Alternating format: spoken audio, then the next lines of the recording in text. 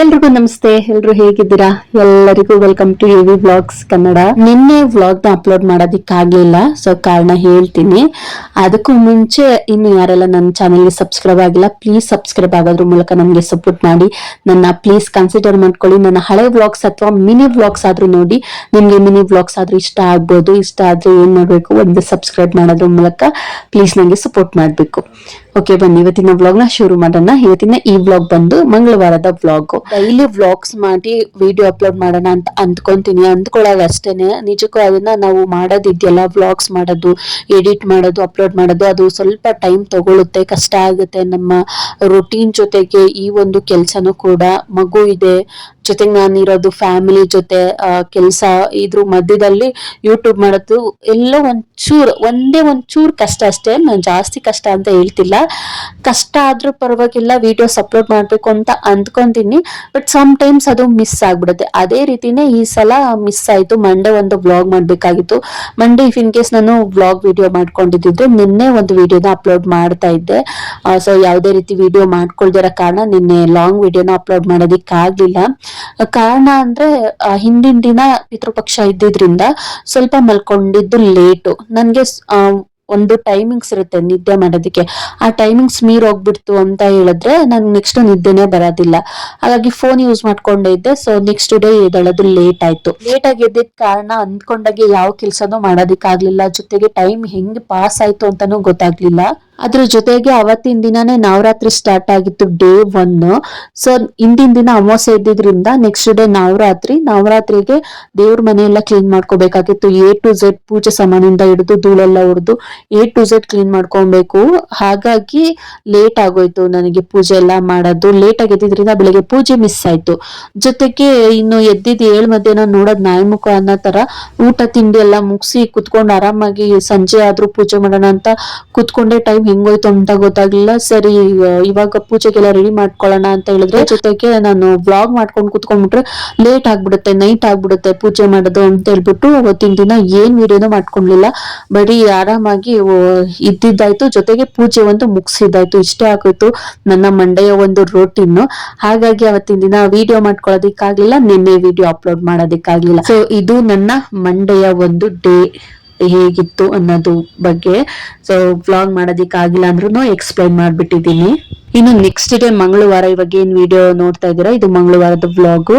ಮಂಗಳವಾರ ಹಾರ ಎಲ್ಲ ಹಾಕಿ ನೀಟಾಗಿ ಬೆಳಗಿನ ಪೂಜೆ ಮಾಡಿದೆ. ಜೊತೆಗೆ ನನ್ನ ರಂಗೋಲಿ ನೋಡಿ ಎಷ್ಟು ಚಂದ ಕಾಣಿಸ್ತಿದೆ ಅಲ್ವಾ.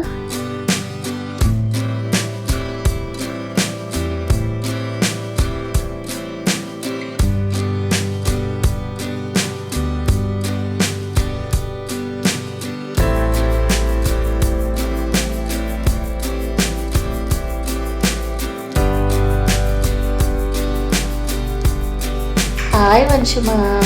ಹಾಯ್. ಅಯ್ಯಯ್ಯೋ ಅಯ್ಯಯ್ಯೋ ಟೀ. ಅಯ್ಯಯ್ಯೋ ಮಾ, ಐ ಲವ್ ಯು ಮಾ. ವಂಶುಮಾ ಇತ್ತೀಚೆಗೆ ಮಲ್ಕೊಂತಾ ಇಲ್ಲ. ಮಧ್ಯಾಹ್ನ ಟೈಮು ಒಂದು 3 ಗಂಟೆವರೆಗೂ ನೋಡ್ತೀವಿ. ಮಲ್ಕೊಂಡಿಲ್ಲ ಅಂತ ಹೇಳಿದ್ರೆ 3 ಗಂಟೆ ಅಥವಾ 4 ಗಂಟೆ ಮೇಲೆ ಮಲಗಿಸೋದಕ್ಕೆ ಹೋಗೋದೇ ಇಲ್ಲ. ಇವತ್ತೇನಾಯಿತು ಅಂದರೆ, ಇವತ್ತು ನಿದ್ದೆ ಮಾಡಲಿಲ್ಲ ಅವಳು ಮಧ್ಯಾಹ್ನ ಟೈಮು. ಸೊ ಹಾಗಾಗಿ ಸುಮ್ಮನೆ ಆದ್ವಿ, ನಾವು ಫೋರ್ಸ್ ಏನು ಮಾಡೋದಕ್ಕೆ ಹೋಗಲಿಲ್ಲ. ಇವತ್ತು ನನಗೂ ಸ್ವಲ್ಪ ಕೆಲಸ ಎಲ್ಲ ಇತ್ತು, ಮತ್ತು ಅತ್ತೆಗೂ ಸ್ವಲ್ಪ ಕೆಲಸ ಇತ್ತು ಅಂತ ಹೇಳ್ಬಿಟ್ಟು ಇಬ್ಬರೂ ಸ್ವಲ್ಪ ಬ್ಯುಸಿ ಇದ್ವಿ. ಅವಳಿಗೆ ಮಲಗಿಸೋದಕ್ಕೆ ಟೈಮ್ ಸಹ ಕೊಡಲಿಲ್ಲ ನಾವು.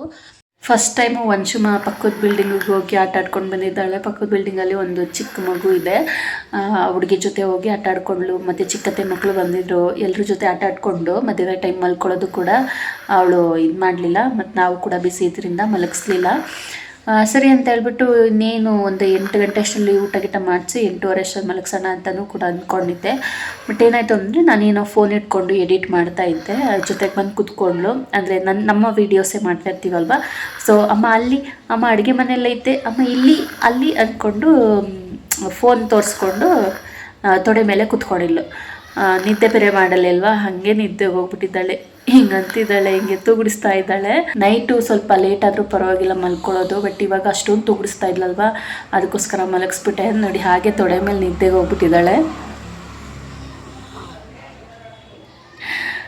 ಈ ಮಕ್ಕಳು ನಿದ್ದೆಯಿಂದ ಎದ್ದಾಗ ಎಷ್ಟು ಅವತಾರಗಳಾಡ್ತಾರೆ, ಬಟ್ ನಿದ್ದೆಗೆ ಹೋದಾಗ ಎಷ್ಟು ಕ್ಯೂಟಾಗಿ ಕಾಣಿಸ್ತಾರೆ ಅಂದರೆ ಕಚ್ಚಕ್ಕಾಗಲ್ಲ, ಮುತ್ತಿಡೋಕ್ಕಾಗಲ್ಲ, ಹಂಗಾಗ್ಬಿಡುತ್ತೆ. ಮಲ್ಕೊಂಡಾಗ ಏನು ಮಾಡಬಾರ್ದು, ಮುತ್ತು ಸಹ ಕೊಡಬಾರ್ದು ಅಂತ ಹೇಳ್ತಾರೆ. ನೋಡಿ ವಂಶುಮ ಗೊರಕೆ ಇಡ್ತಾ ಇದ್ದಾಳೆ.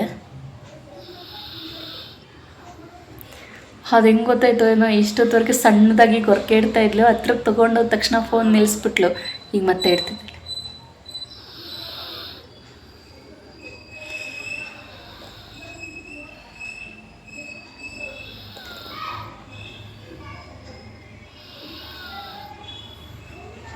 ಫ್ಯಾನ್ ಬೇರೆ ಹಾಕಿಲ್ಲ ಇನ್ನು. ನಾನು ಎಷ್ಟು ಬೆವ್ತ್ಕೊಂಡಿದ್ದಾಳೆ ಅಂದರೆ ನೋಡಿ, ನೀರು.